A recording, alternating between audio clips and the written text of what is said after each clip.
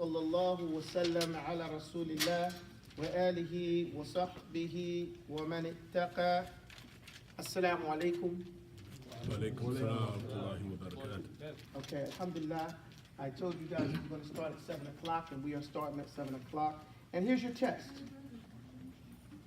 Okay, so you can pass these out to everybody. You don't do the test here. That's a good thing about it. I see some people were stressed out like, you can get them from Amatullah. Amatullah, she has a test for the ladies. Oh, you gave it to them? Okay. This is a take-home test. I want it back next week. Okay? I want my test back next week. I am from Brooklyn. We will hunt you down. We'll send Tony a bag of chips after you, you know, just to get the questions. See, the thing about it, we've learned as teachers that students perform better when they have quizzes, surprise quizzes all the time. And they do even better when they have those quizzes make up the test. Okay, that's what the whole objective is. It's called regurgitation. You have to, you take it in, now you have to regurgitate that information in some form. It doesn't make a difference if the test is easy or if you go home, there's no cheating, meaning that you can cheat. You can go look up and figure out and find out whatever notes you've taken, or if there was a video or a sound off or something like that. Here, make sure you hand it out to whoever comes in with one. You can go and look those things up. As long as you go through the motions, you will get the benefit of the exercise and the drill. Okay? That being the case, we are on chapter 3. Isn't that correct? Yes or no? Yes. Okay, recite for me from the very beginning. Bismillahir Rahmanir Rahim. Tafseeru 101 is what we're going to do. We're going to break it surah down for every one of you, from whence it came, its length and name, its placement, and just what it claims, to learn Quran and pass it down for Muslims learning all around. Again, keep going. Tafseeru, after that one, what's the next chapter? The word Quran? Linguistically, when broken down methodically, means reading and reciting by most of those who dare to like teach. A bunch of mumbling. No, we don't sound like that. Let's make it clear. Speak loud and clear. If you have to mumble, if you lower your voice, that means you're scared. That means that you're not too sure about what it is that you have to say, which is understandable. But still, out loud is going to get it clearer to your heart, inshallah. The word Quran, linguistically, when broken down, methodically, means reading or recited piece by most of those who dare to teach. It's reached us in its Purest form, through massive chains still carried on the Arabic. No, don't say it like that. The Arabic speech of Allah. Right? Put the dignity back into it. Revealed to Ibn Abdullah. The revealed to Ibn Abdullah in its words and meaning, in Mus'haf form, undisturbed, a standing challenge for all time. For those who claim it's just a rhyme. Okay, so that's where we're at now, right? We did the word Quran, we went over the introduction, and now we're going to the next part. Because what are we studying here? What's the objective here? Tafseer. So how can we study Tafseer if we don't know what the word Tafseer means? So, of course, in our table of contents, I think last week we gave you the table of contents, right? Yes. Well, the next chapter, am I correct? If anybody look at their notes, what's the next chapter? Tafseer. What is Tafseer? What is Tafseer? So here we're going to break it down right here. Tafseeru, fassara yufassiru, Tafseer from A? Mufassiru. From A, Mufassiru. Fassara. Fassara yufassiru, Tafseer from A?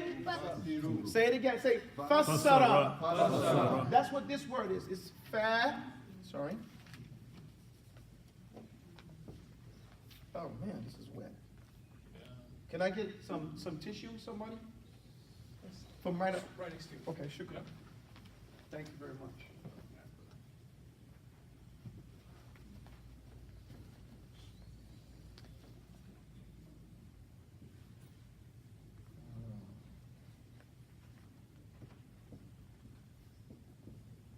Fassara.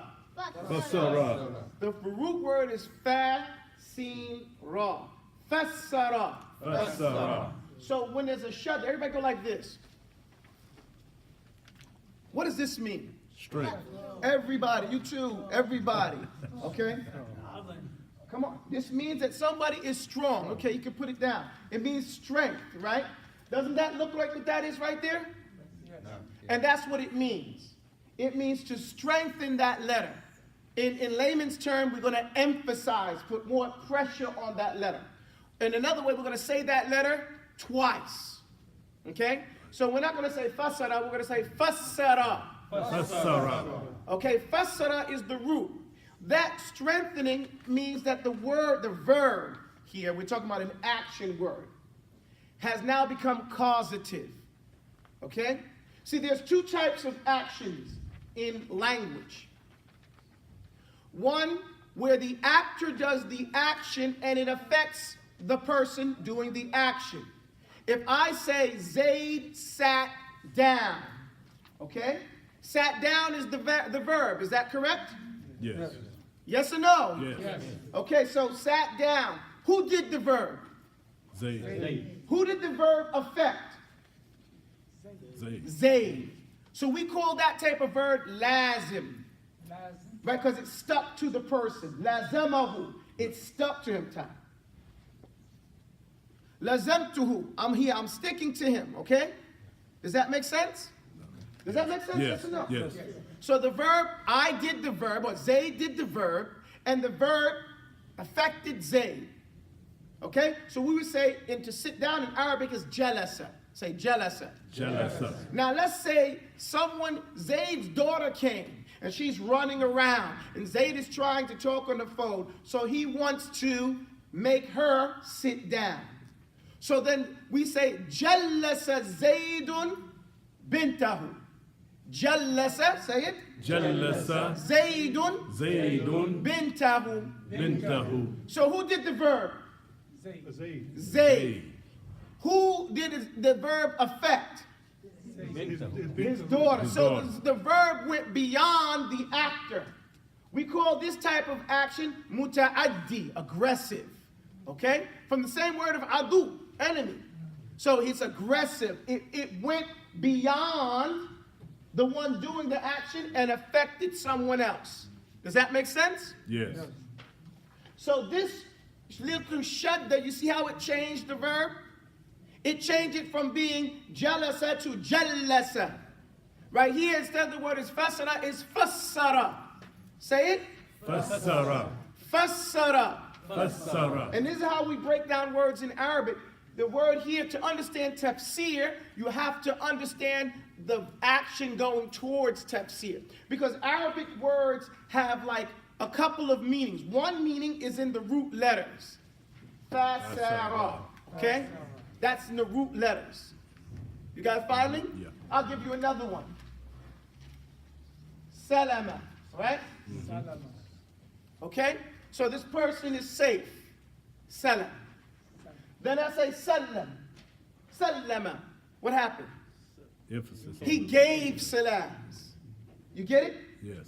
Salama. He gave someone else peace. You see how the verb changed? Yes.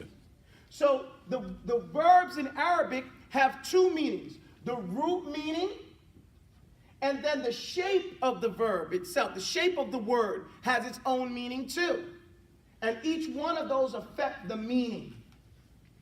Does that make sense? Yeah. So sometimes you don't even need to know the word, but if you know the shape, you know something about the meaning. Does that help out? Yes. So we have this word, fassara, yufassiru. Say it. Yufassiru. So this is the one who is actually ing. He's doing this thing. Yufassiru. Fassara, yufassiru. Fassara. Yufassiru. So fassara, I'm not going to explain it just yet because it's part of the poem. Okay, so I still want you'll get it. Tafseer from a mufassiru. Now let's go a little further. Mu added to a word means what? One who does the action. Don't you guys know that? Yeah. Say mu. Mu. If you put mu in front of a word, doesn't it alter it and say the one who has the qualities of that concept? Let's say, for example, Islam. What is someone who has the qualities of Islam? Muslim. What about nifaq? What are the qualities? We say mu what? What is somebody who responds to hayya ala al-falah? What do we call him? Muflih. Muflih. Right? Someone who has ikhlas. What do we say? Mukhlis. Mukhlis. Someone who has iman. What do we say? You see, the mu is the one who has the qualities of the rest of the word. Does everybody follow me? And ma is what? A place. What are we doing here? What's the main purpose for this place? Sajda. So what do we call it? Masjid. Masjid, a place of sajda. Or if we want to give it life, we call it a musalla. We make the place, we give it the qualities of the inanimate. of the animate. And we call it musalla. Okay? The building has the qualities of the place that people of offering salah.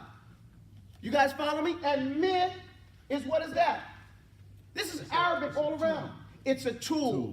Almost every tool is a mih. What's that thing you use on your teeth? What do you call it? Miswak. What is the thing that we go up and start giving the khutbah? Member. Okay, what does it go and call the adhan through? Minaret, right? All that is mih.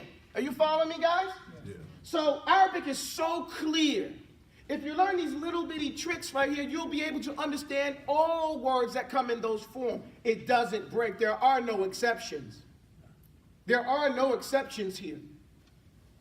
So very easy. Mu is one who, ma is a place, and mi is a thing, a utensil, a miknasa, a mil'aqa, and all those types of things, al mitraq.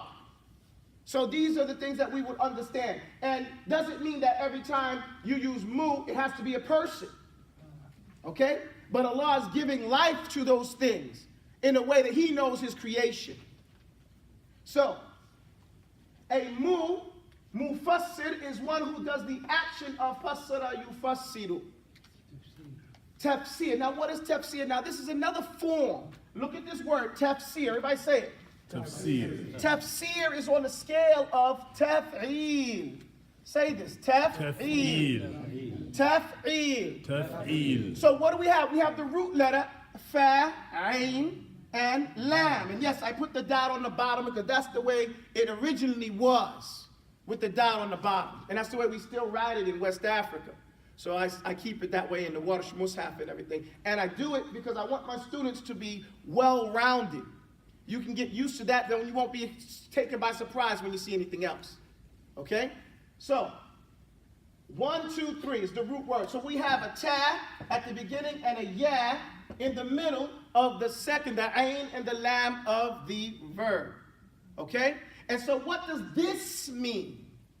This is the concept, the act. Let's take another word. Let's say we talk about ilm, right? Everybody know what ilm is? Knowledge. Knowledge. So we take that, we put the ta there, we put the ayn, the lam, and then we put the ya there and the mim. What do we have? Ta'aleem. What is a ta'aleem? It's a class. It's the establishment of establishing knowledge. Of allama yu'allimu ta'leemu. From mu'allimu. For the teacher is the mu'allim, right? The thing that they're doing is the ta'aleem. The action is allama yu'allimu.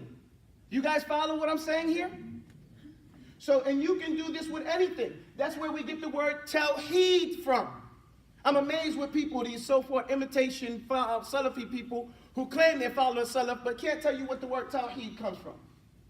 That is on the scale of tawheed, ha-da. You see the word right there? Wa-ha-da, right? But doesn't mean wahid, no, it means wahada. You wahidu. What does wahid? Wahid means what? One. So what does wahida mean? To make something. Do we say that in English? Do we say to make something one? What do we say? One. What if I say, Harun, stand up? What did I do? Forget the command. I singled him out. I made him what? You get that? I wahadahu. I singled him. I isolated him. So that's what wahada. You wahidu. Tawheed is to single Allah out. To isolate Him alone and have pure allegiance just to Him. Does that make sense? Yes. So the language aids the understanding and makes it very clear. Make sense? And this is from the form. And that act is called tawheed, the act of singling something out. So let's move on. Fassara. Fassara yufassiru tafseer from A. Come on, guys, let's get it going. Make the mistake. Stop sitting over here. I want you over here. I want to see you. You're breaking my neck. Come on, guys, over here. You can stay there. You get your job. Just start pulling the people out. It's not your class. Come on, guys, over. Jazakallah khair. Fassara yufassiru tafseer from A. Come on, try it. It's not going to work if you sit there like this. Open your mouths. Fassara yufassiru tafseeru from tafseer from, that's not tafseeru. Tafseer from A mufassiru. Again. Fassara yufassiru tafseer from A mufassiru. Again. Fassara mufassiru tafseer from A mufassiru. Again. Fassara yufassiru. Don't go fast. No, again. Fassara yufassiru Louder again. tafseer Fassara. from A mufassiru. Fassara yufassiru tafseer from A mufassiru. Fassara yufassiru tafseer from A mufassiru. Fassara yufassiru tafseer from A mufassiru. Fassara yufassiru tafseer from A mufassiru. Fassara yufassiru tafseer from A mufassiru. Fassara yufassiru tafseer from A mufassiru. Explain the meanings of Quran with easy words to understand. Explain the meaning of Quran with easy words to understand. Fassara yufassiru tafseer from A mufassiru. Fassara yufassiru. Tafseer from A mufassiru. Explain the meanings of Quran with easy words to understand. Fassara yufassiru tafseer from A A. mufassiru. Explain the meanings of Quran with easy words to to understand. So that's the definition of tafsir. It is to explain the meanings of Quran with easy words to Understand. That's the job of the mufassir. To make it clear what the meanings of it. Do we have to do a literal word for word meaning? Nope. Because what's important? Let's say the linguistic meaning goes against the Sharia meaning. Which one do we hold to? Sharia.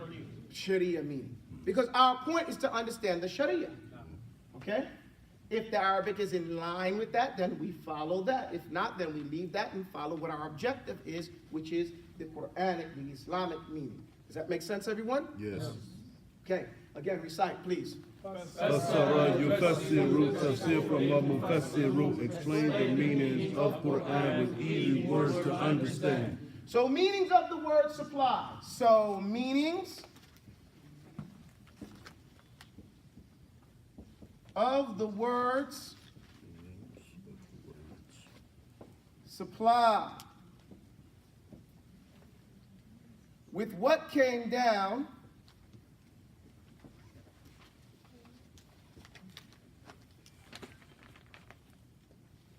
and reasons why.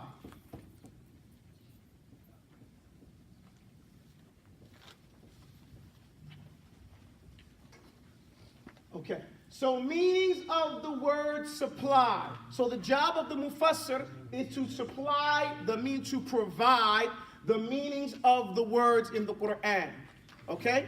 That's why you'll find every mufassir worth his weight is also a lughawi, a nahwi, a sarfi, a balaghi. He has a grasp, not a conversational grasp, but like a PhD level grasp on the Arabic language. Okay, he has to, because the language encompasses the meanings in most cases. Okay, so meanings of the word supply with what came down and reasons why. So the what came down, when it came down, and the reasons why it came down, so we can put those words into what we call the proper context. Does that make sense? Too many times, someone will take an ayah in isolation and say, listen what Allah says here. Especially the enemies of Islam and the ignorant amongst us do it, not purposely. They'll take that one ayah and not take what came before it or what came after it. Or not take it in the context and the understanding that the Prophet ﷺ understood it and used it. So we have to not allow that to happen. So when we learn tafsir, we keep ourselves in a balanced way. And so we with the meanings of the word supply with what came down and reasons why it came down. Okay? Recite from the beginning. Bismillah. Tafseeru, Tafseer from Tafseeru, explains the meaning of Quran with easy words to understand. Meaning of the word supplied with what came down and reasons why. Again, please. Tafseeru, Tafseer from Tafseeru, explain the meanings of Quran with easy words to understand. Meaning of the word supplied with what came down and reasons why. Again. Yufassiru, Tafsir from A. There's another point here. Tafsir from A. Mufassiru. So, Imam Malik. Everybody familiar with Imam Malik? The great scholar of the Maliki Madhab? He was not only the great faqih, he was considered and was the judge of Medina. So if something happened, just imagine, nowadays sometimes people give us issues and we tell them we're an empty gun. What does that mean? As ulama, as fuqaha, we listen to the issues, but we can't enforce anything. Okay? We can say, this is what Allah said, this is it. But the person can say, well, I'm not going to do that, and walk away. What can we do? I can't send, the police to go enforce that. Does that make sense? Yes. Okay. But Imam Malik had the authority of the government, and he could enforce his rule. And one of his rules was that if he found anybody giving tafsir of Quran unqualified, he would whip them publicly. He would have them whipped publicly. One of his criteria, he said, if I ever find somebody teaching the Quran, meaning giving tafsir of the Quran or just talking about tafsir, and he is not an expert in Arabic language, I will make an example of him. That's what he said. Implying the public whipping is going to be severe, so no one would follow in that again. I say that and reiterate that point when we say tafsir from A. Everybody thinks they got something good to say, some great understanding. Yet they accept that they're not qualified for that yet. Has to be from a mufassir. If you want to promote it, it got to be from somebody else. That unless you're qualified as a mufassir yourself. It's not permitted that you throw, well, I think, far as I know, who are you? Not to be disrespectful, of course, we're all human, but I say this to people all the time. I couldn't go to your job and claim that now I watched a video on YouTube, someone sent me something on YouTube or on Facebook or WhatsApp, and now I'm going to tell you how to fix that car or how to do your job. You're going to think, what kind of fool is this? Right? You say, well, I will tell you a damn fool. How are you going to do it? Because you saw a video, because you listened to some tapes. That's the same way other people sound when they start giving tafsir based on their own opinions or what they heard, or someone sent them something that they liked or had 1,000 likes on it, and so now they think that's a correct understanding. Okay, sometimes we get those things and it's like, why don't anybody respond? Because we don't have time to respond to all those things. Literally, you would be on the internet all day responding to all the foolishness, the lies, and the false information that people put up there. If we have time to say, please don't send this stuff no more. Take from, you guys, take from authentic sources, meaning people who are known for their particular skill. Okay? That's it. And the idea that there are no scholars in America, that's, kind of whack. That's not true. Allah has put, scholars everywhere on the planet. Fi kulli zawaya gabaya is what the ulama say. And Shaykh Mukba said, in every corner there's some dust. Okay? And you'll get what you're looking for. So alhamdulillahi rabbil alameen. Fassara yufassiru tafsir from A. Explain the meanings of Quran with easy words to understand. With easy words. Sometimes I read the tafsir of some of the great shuyukh, and they don't give you no easy words. They don't. They give you some words. You say, man, what? If I wasn't already familiar with this, I wouldn't know what he's talking about. So I asked my Shaykh, why do they do that? Because they're weeding out the imitators. They're doing that on purpose. This type of tafsir is for those people who are advanced. If they're not, they're just going to get a headache. Right? So go back to the easier books. There is a tartib. That's like if I was to go to school or college right now and say, I want to take quantum physics, but I can't pass trig. I can't pass algebra. I'm struggling with my dear Aunt Sally, something, whatever. The thing is, you guys know that little thing? Please excuse my dear Aunt Sally, right? Okay, I got it finally. But that's the extent of my, complicated math, because I'm not doing math. Okay? So I can't get into a class on quantum physics, can I? And that's the same thing that happens. A lot of times students come and say, teach me this book. Well, I can't teach you this book, because it take me a year just to get you through the introduction. Because of the prerequisites, not because you're a fool, but because there are prerequisites for every science. And so that's why we began with Tafseeru 101, is what we're going to do. We're going to break each surah down for Every one of you. from whence it came, its length and name, its placement, and just what it because that's the beginning part. That's the general part. When we talk about Surah Al-Baqarah, we can say, what's there? What is it all about? What is the theme? What is all those 286 ayah about? It's all about one thing. I don't want to tell it to you now because I want to hold it out so when you come to class on that day, you get it. So, but it is one theme. Only one theme in Surah Al-Baqarah. So, are we finished with this? Recite it again. Surah Tafseeru, Tafseer from a Mufassiru, explain the meanings of Quran with easy words to understand. It's getting lower. You wipe it fast. Okay, you should have been writing it down. I told you that. Don't depend on the videos. Sometimes the audio is not good. Sometimes the electricity goes out. Anything can happen with that type of stuff. So don't depend on it. When I was in Mauritania, Shaykh Muhammad Salam, Shaykh, rahimahullah, he would never let us, the students, tape him, or even sometimes whoever was studying with him directly couldn't take notes. We would cheat. We would say, let's say me and him, we're going to go, I'm going to sit forward and start reciting to him, and he's going to be taking notes, okay? He's taking notes like that. So then back, I take notes when he sits up there, so we go back and we get to write it down. Only time someone was able to take was when the guys came from Saudi, when the visitors came from India and Pakistan and those places, then they could take. Okay, he would allow them because he's being a gracious host. But for the students, he wouldn't allow that. So he said, how can you let those guys tape? We're here with you every day. Because it's an experience that you will never get again. And if you hold that experience precious, you're going to pay attention. As soon as you start taping, you relax your mind.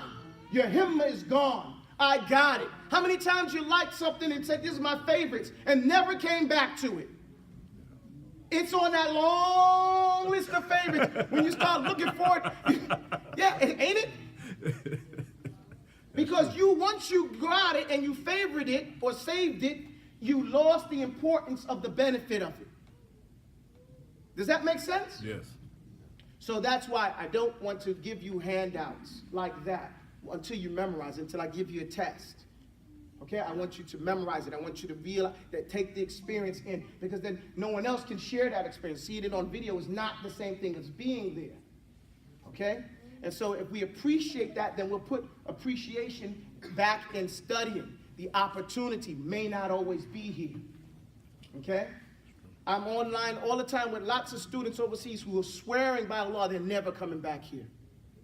They're appalled by what they see and hear, afraid, especially since this New Zealand thing. There's about 50 different tulab in Tangiers now. They're all moving there as opposed to coming back here, just because they're scared to death of coming back here. And I don't blame them. Even though we try to have the argument, I think you was online today, talking about, I was with you. I was agreeing with you. Oh, okay. On both sides too. If you want to get out of here, so you may not get the opportunities.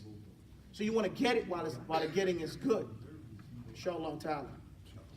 So the first thing, use first, of course, Quran. This is the next part. Use first, of course. Use first, of course. Use first, of course. Use first, of course. Quran. Now, what we're doing here is the order of how you make tafsir. First, we explain what tafsir is, what the mufassir is. Now, we're going through their order. Anybody ever work in a lab? No lab workers here? This is Durham. This is the city of lab rats, right? Not everybody is lab. Not everybody. I'm just teasing you guys. No, but you know, I looked up Durham, Durham, because I love the name. Durham. Durham. It's written Durham. Not Durham. Durham. It's written Durham. It's better to say it the Islamic way, man. I'm in the South, Durham, right? In Senegal, they say Durham too. But the word Durham, I said, man, this guy he must have been Muslim. Same thing when I came here. Yeah, I said, so he must have been Muslim. So I looked up who Durham was, and he was the first black, doctor in the United States. You know, he was still a slave, but he was the first black practicing doctor in the United States, accepted across the nation. I said, man, that's impressive. And they named the city after him, and it's still a medical city. You know, so I thought that was very interesting point. You know, a lot of the different shuyukh, Muhammad al-Amin al-Shanqiti, rahimahullah, he used to say, any city you go to, you need to study the history of that city before you go to. That's why your book was so important, and also the different research that I did about before I came here. You know? Use first, of course, Quran. That's the first tafsir. The first tafsir of the Quran is what? Quran. Okay, so what is vague in one place is made clear someplace else in the Quran. Okay? Clarity is given in other places. Not only that, clarity is given in the same ayah in a different qira'ah. Okay? So that's why the mufassirun normally have to go through and learn all the qira'ah. Because then how can you give tafsir and you don't know, maybe in another qira'ah it says something different that adds and aids to that meaning. What do you mean? What am I talking about? Well, we recite Al-Fatiha, we say, Alhamdulillahi Rabbil Alameen, Ar-Rahman Ar-Rahim. Maliki Yawmiddin. He said Maliki. What did you guys say? Maliki. Maliki Yawmiddin. Is there a difference? Yes. Is there a meaningful difference? Yes.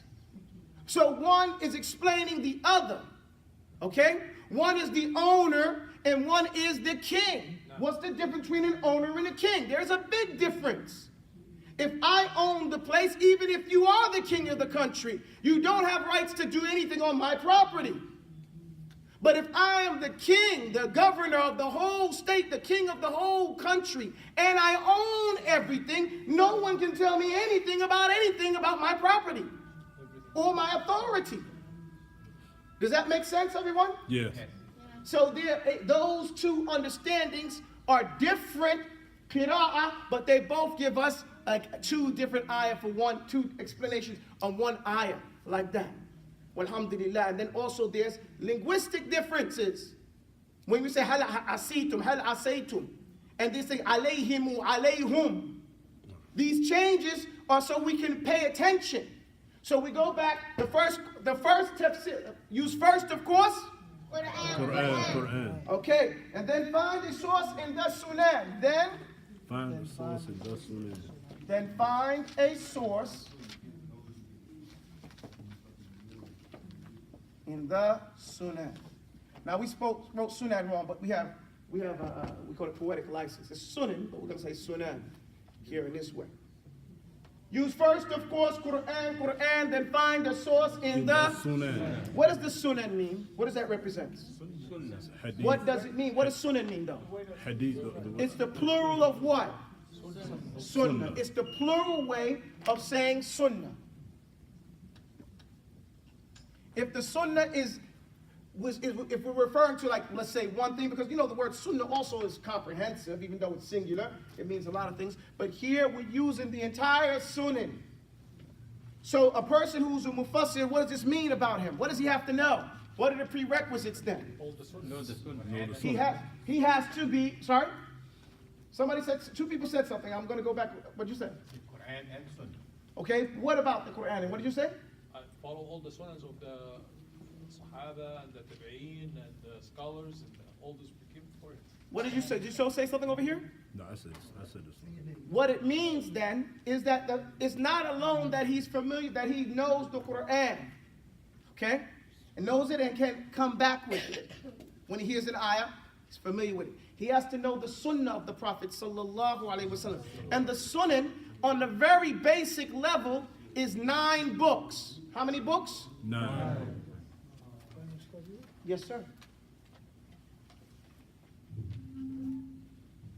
الله أكبر الله أكبر الله أكبر الله أكبر أشهد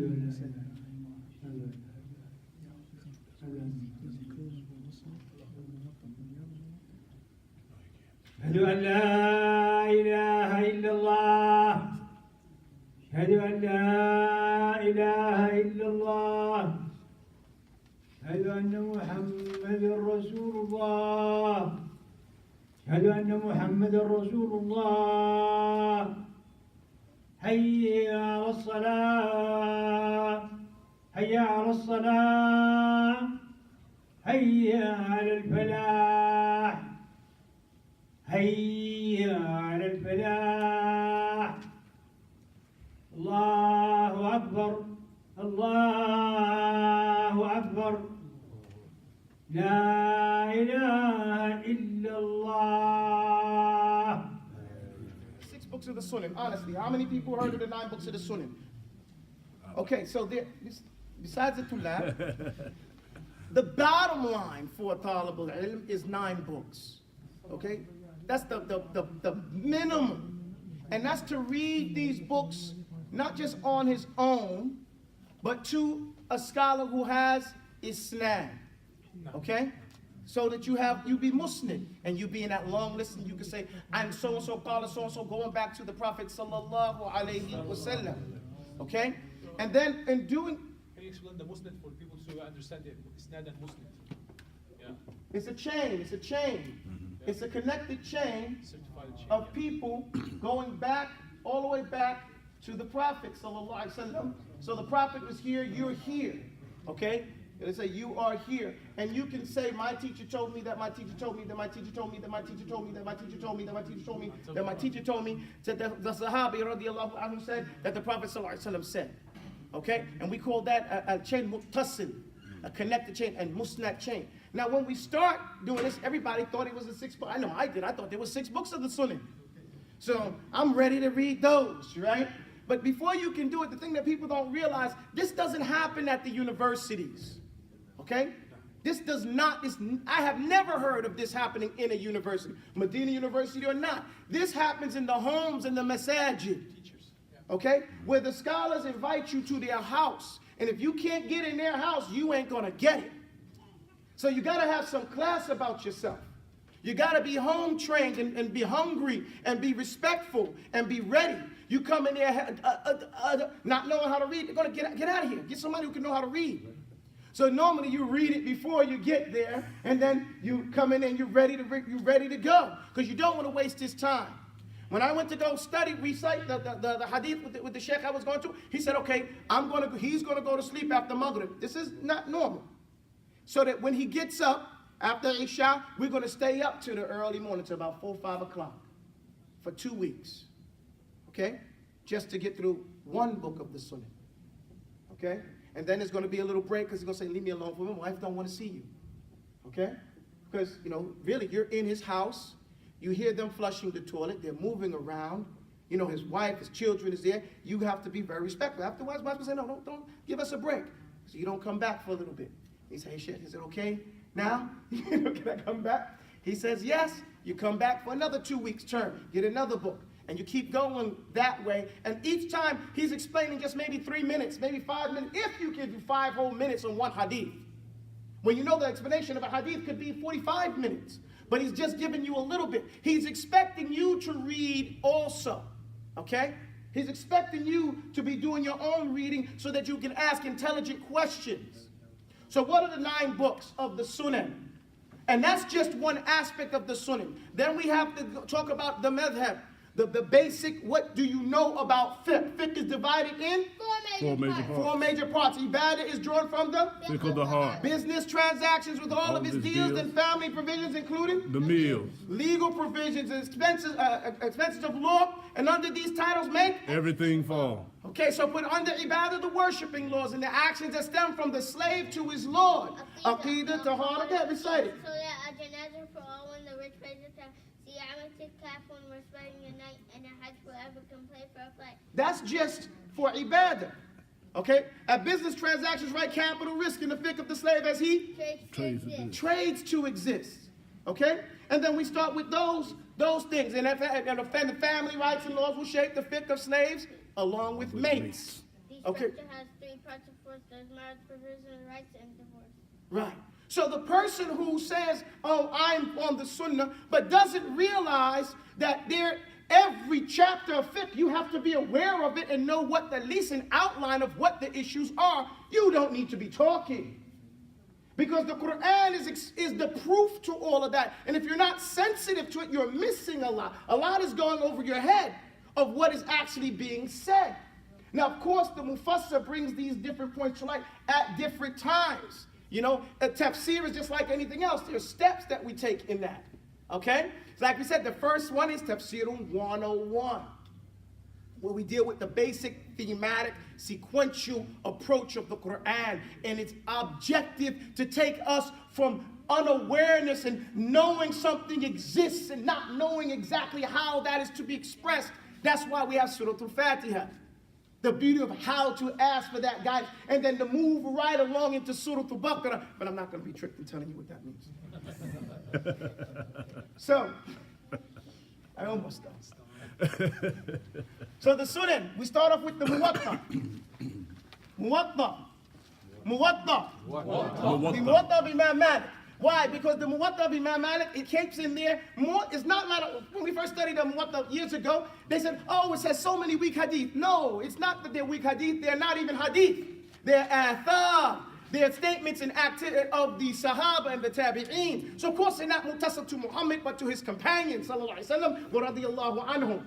Okay, which is a different example to show what the people of Medina were on, because their traditions were taken from the Prophet, sallallahu alaihi wasallam. So that's what we get a start there. Then we move to Tirmidhi. Tirmidhi, his book, even though he's not one of the greatest of the Sunan, Tirmidhi, his book, because he deals with what the Fuqaha have said. It's the statements of Abu Hanifa, first and foremost, from Tirmidhi. And that madhab was the first one, so it establishes a bottom line that you have to go for, and we gauge from that point on. Okay? And he tells you what all the different people said about that, how they understood that. And then from there, we go to Abi Dawood, which is considered the Sunnah in brief. The Sunnah in the Abi Dawood. Then we go to Ibn Majah. Ibn Majah, it used to be Muwatta, but they took each other's place because there's more hadith in Ibn Majah that are different than the ones in the Muwatta. So Ibn Majah is more like a musnad, which means these books are organized by fiqh. This book is organized by the narrators, and it gives a lot of spirituality about heartbreaking things to change your conduct through going through your heart as opposed to going through your head. Okay? And then after that, we have An-Nasa'i. Now, Nasa'i's book was written for governors. That's the difference in his book. His book was written for the governor to use to rule and legislate. And it is the third most authentic book, only coming after the Imam Muslim. And then after that, we have Muslim. And then we have Bukhari. And then we have Darimi. And then we have Musnad Ahmed.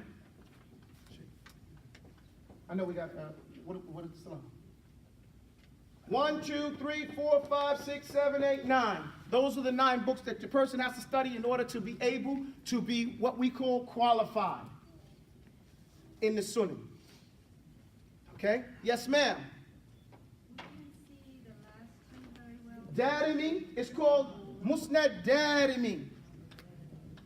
Darimi and Musnad Ahmed.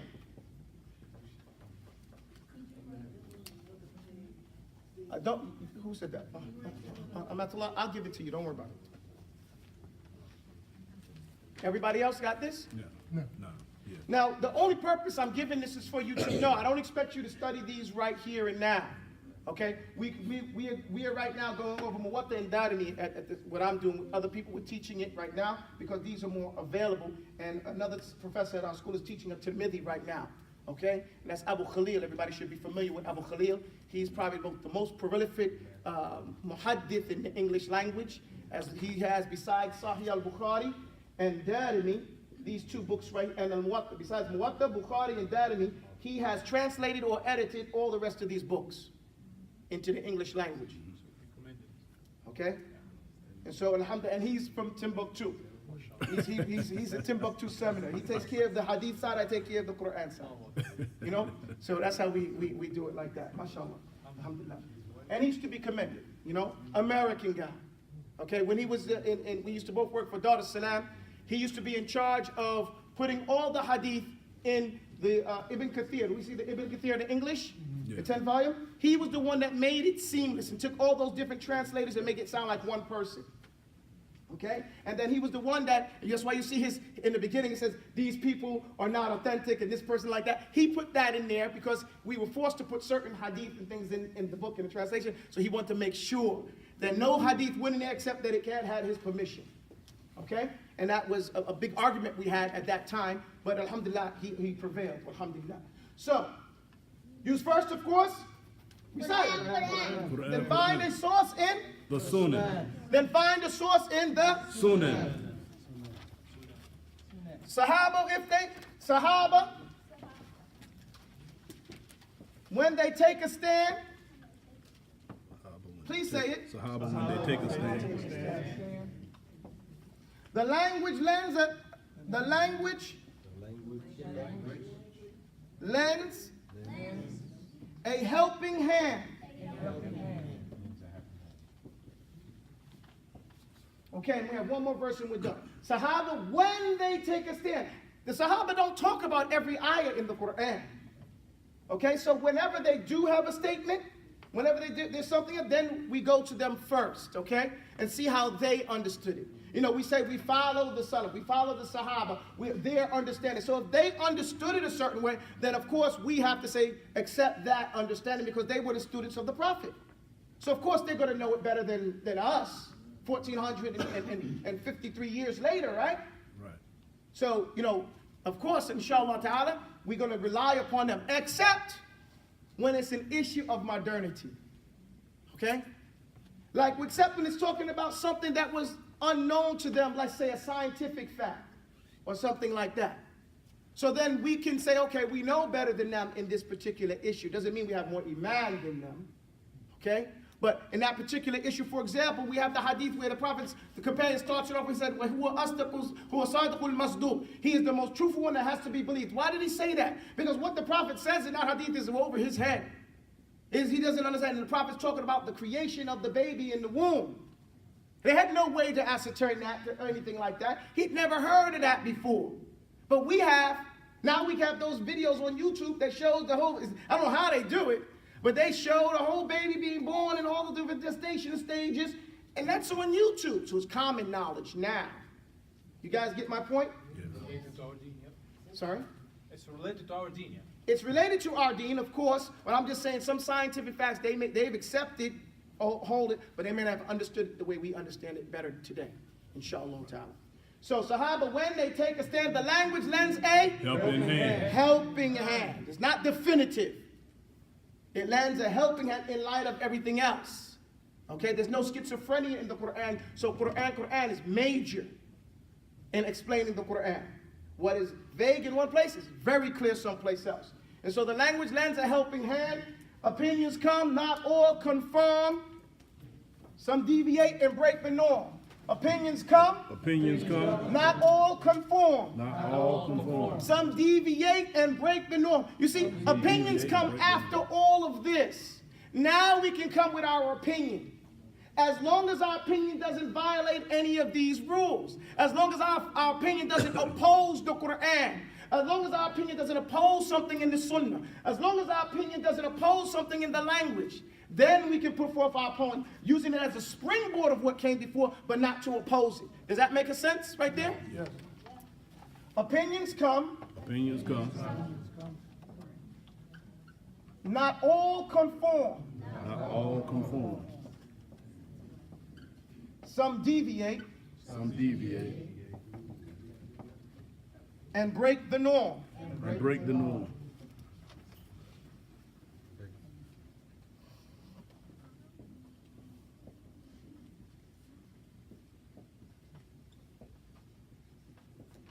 is your lesson for today. Alhamdulillah. And that's pretty clear, right? Opinions come, Not all confirmed. not all All conform. confirmed. Why do I say that? Because for some people, once you can read Arabic, you'll read some books in some, you'll see some opinions in the books. Just because it's written in a book does not mean it conforms to the Sunnah. Right. Okay? Not all of the ones that you read just because it's in a book does not. We should know that now, especially with the internet. Anybody ever read the New York Post? Different opinions. Just because it's published don't mean it still could be trash. Okay? So we have to still use the criteria. And the thing about it, over the years, the last 15 years, people have been afraid to say, you know what, I think this, because they've been scared that if they say that and they're wrong, they're going to get thrown out like the dirty water. That time is over. That's dead. Everybody's tired of that. You can legitimately make a mistake. Okay? You can legitimately make a mistake, and it's not a big deal if it's a legitimate mistake. But the thing is not to be wrong and strong. Okay? When someone, not someone, because let's say somebody from Sheen and Mosque, Sheen is like a village in Egypt. Sheen means, you know, scandalous. And that's the name of the village, so imagine. Okay? That's the tip of the iceberg. That's what they call a village. Now somebody from Sheen, a farmer from Sheen, he hears that Shaykh Ahmed Zaghloul over there says that, you know, some particular rule. And then he comes to America and he meets me. And I say, man, that's wrong, man. You can't do that. Does he know me? No, he don't know me from since Adam. Does he have to change because I gave him every proof in the Quran and Sunnah? Or does he have to, can he stick to what Ahmed Zaghloul told him a month ago when he was in his country? What's the ruling? Follow the evidence. No, he follows the one he trusts. Yeah. The thing that he has to do is follow the one he feels has more knowledge. And if he feels that his sheikh back home has more knowledge than anybody he met and doesn't really get to know before that person starts to give him, then he is not obliged to follow that person's dalil. Okay, that's why da'wah demands first that you get to know somebody. There's an intrinsic rule we learned when we were in teaching school. The rule is this, that every time you stand up here, realize that the students are saying this: we don't care how much you know until we know how much you care. That's the rule. So then you start to have to develop a rapport with the students. And as that rapport is, then they'll take from you. And that's borne out by the hadith of the Messenger of Allah ﷺ, where there was a man, a Sahabi, he said, man, you know, there was nobody I disliked more than the Prophet. No land I never wanted to be with, no deen I hated more. But he kept giving me and being kind to me. There was nobody I loved more than him. No place I wanted to be around and nobody I wanted to be around more than him. And he starts to explain, but if you ask me to describe him, I couldn't even describe him. Because out of my respect for him, I never looked him in the face. So we have to realize that we don't want to be like the ex-smoker. We learn something new and then we start smacking people's cigarettes out their hand. Yeah, that's what we do. That's an extremist stance. Because just because cigarette smoking is bad, you can't smack somebody's cigarette out their hand. You know? That's what we've done when we first started coming. That's the 90s, baby. You know? Yeah. You know, You're you right. pull out the scissors and cut your pants right there in the masjid. You know what I'm saying? Yeah. And pull a gun out, you know, and say what? You know, I mean, it was crazy like that, you know. Alhamdulillah, Allah has blessed us to learn from that mentality and to understand the hadith, bashiru, wala tunaffiru, yassiru, wala tu'assiru, which means be inclusive and don't push people away. You know, make things simple, don't complicate, you know, things. And hopefully this doesn't complicate things. Growing up, I hated Dr. Seuss. You know, I thought he was an evil man. And if you read his rhymes, you'll understand why. I thought we as Muslims could do better and give nursery rhymes that are meaningful and stay in the long term as opposed to Humpty Dumpty and all that other trash that has no, you know, Islamic value in our minds, but we can never forget it or have never forgotten it. سبحانك اللهم وبحمدك أشهد أن لا إله إلا أنت أستغفرك وأتوب إليك. السلام عليكم.